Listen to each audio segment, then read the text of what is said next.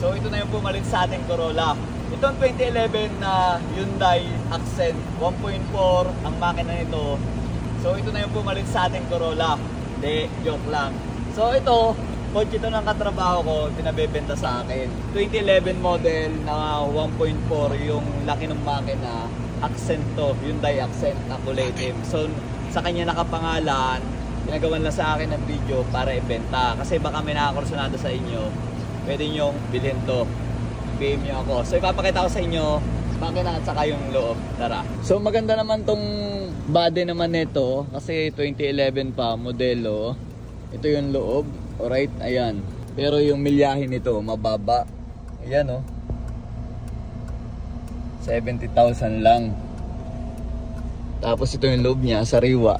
Minsan kasi nagamit ko na to dito lang malapit. Ang tinatakbo nito, Pasay, saka Paranaque lang dito sa trabaho.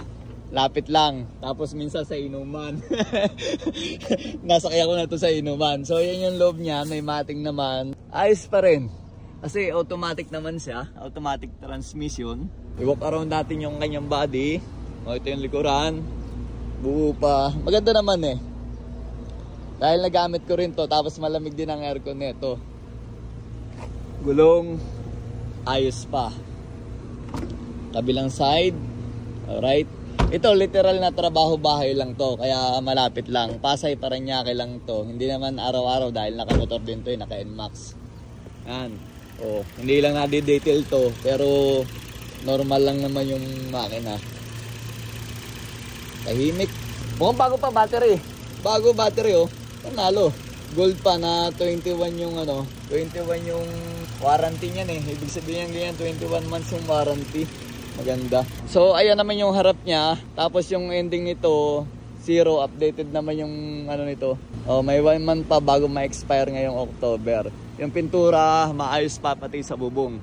Ayan mga boss. So paalala ko, automatic transmission. Sa marketplace, pag kinignan nyo yung ganitong modelo, nasa 200 plus, 230, 235, 220. Pero ito, ibinibenta lang to ng 180,000. Tutulungan ko kayo, PM nyo ako. Tapos baka makakatawad pa tayo kahit papano. So sa mga gusto, 2011 Hyundai Accent 1.4 gasoline engine, 70,000 mileage. Nakapangalan sa katrabaho ko. Alright, PM nyo ako.